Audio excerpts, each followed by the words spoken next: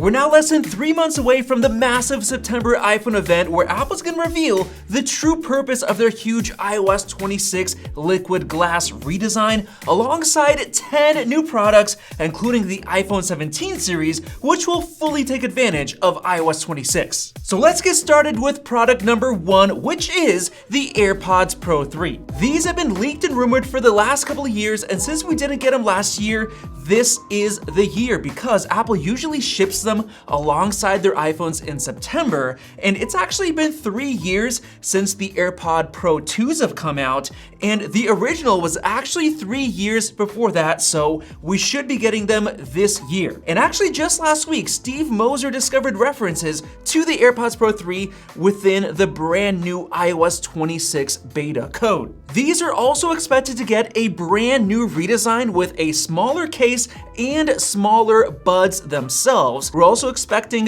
better sound quality with new drivers, and we're expecting a huge improvement to the active noise cancellation with a new digital ink driver. Now moving on, we of course have the iPhone 17 series. We have the 17, the 17 Air, the 17 Pro, and the 17 Pro Max, which they might rebrand the Ultra. But let's get started with number 2, which is the 17, and this is gonna be a very simple update. The 17 is gonna have generally the same design with the same camera bump on the back, but the display is gonna be upgraded to 6.3 inches instead of 6.1, and we're also expecting for the first time 120 Hz Pro Motion technology. Actually, scratch that. There was a report that we might not get Pro Motion and just have static refresh rate that's higher than it is now, maybe even 90. We also got a report that said that the 17 might even reuse the same A18 chip, which means no upgrade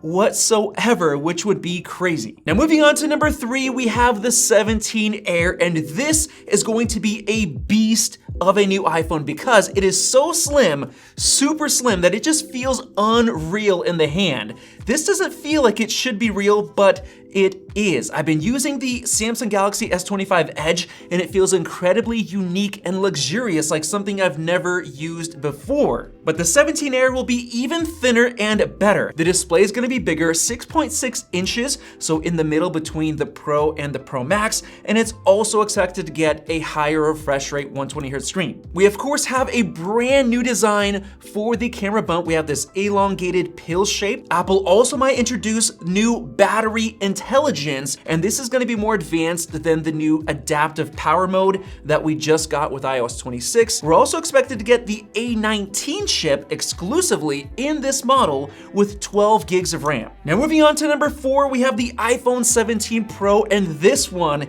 is gonna be a chunker. It's expected to get even thicker with a huge improvement to the battery life. It's gonna keep the same 6.3 inch display, and of course we have the star of the show, the beautifully redesigned back, which I absolutely love. I believe it's gonna be aluminum. It's gonna be so nice because it gives Apple more internal room to work with, which will lead to a bigger battery. It's also getting the A19 Pro chip, which is getting a huge speed boost, potentially even more cores, and 12 gigs of RAM. We're also expected to get thermal upgrades, potentially even a vapor chamber, and upgraded OLED display panel that'll be more efficient while still being 120 Hz Pro Motion. We're also expecting for the first time a triple 48 megapixel rear camera setup, all 3 of them, which means potentially 8K video for the first time. Now for number 5, we have the 17 Pro Max, which is gonna have essentially all of the above features that I've mentioned for the 17, 17 Air,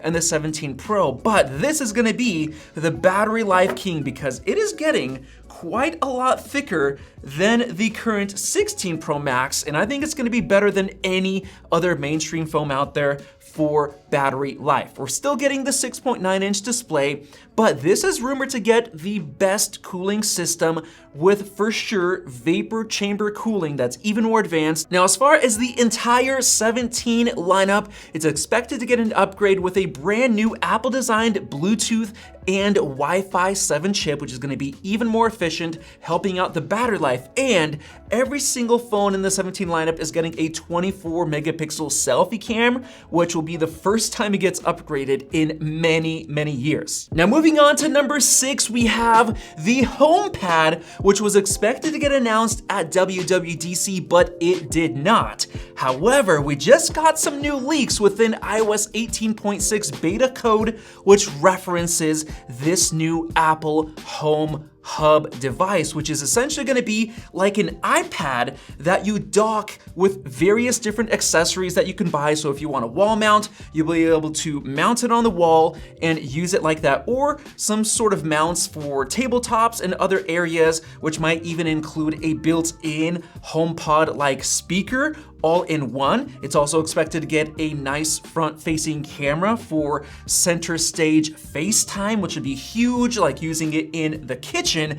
And it's also getting a brand new Home OS that was not revealed at WWDC, but there's so many leaks about it. That trade name was leaked online, so we are definitely expecting it. Now moving on to number 7, we have the Apple Watch Ultra 3, which is finally getting a real update since last year, all they did was give us that new black titanium color. Some of the features we're expecting is satellite connectivity and 5G for the first time on an Apple Watch for even faster internet, which could actually come with a bunch of surprise features for watchOS 26. We're likely gonna get updated display tech to make it even more efficient, and we're also expecting a faster processor as well. And there were rumors for a while about a redesigned magnetic band system, but that might actually not come until next year. And now for number 8, we have the Apple TV 4K,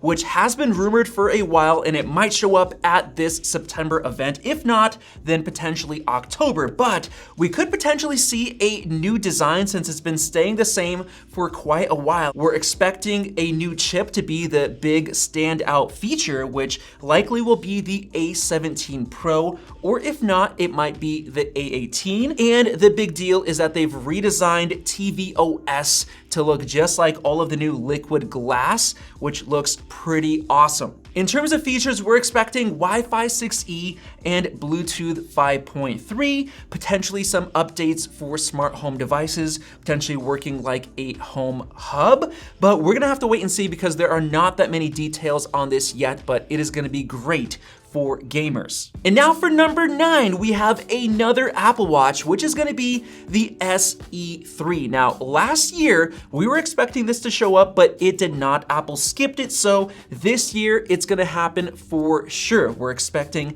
an upgraded chip, so it's gonna be faster, more efficient, and this time, it's gonna be redesigned with plastic cases instead of aluminum, which is gonna be a lot more fun for younger audiences with a ton of different bright color options. And with the plastic case, we could even see an even lower price than the current SE is right now. So I think it's gonna be a big deal for those on a budget. And finally, for number 10, we have a new HomePod Mini, which has been leaked and rumored for many months now. This is gonna have updated Wi-Fi and Bluetooth specs, potentially a new U2 chip for better handoff abilities and features than we have right now. We're definitely expecting better sound quality with new speaker drivers. Of course, we should expect new colors. So with that said, those are 10 new devices we're expecting at Apple's September event. Let me know the one that you're most excited for down in the comment section below and check out one of those two right there. Thanks for watching, and we'll see you in the next video.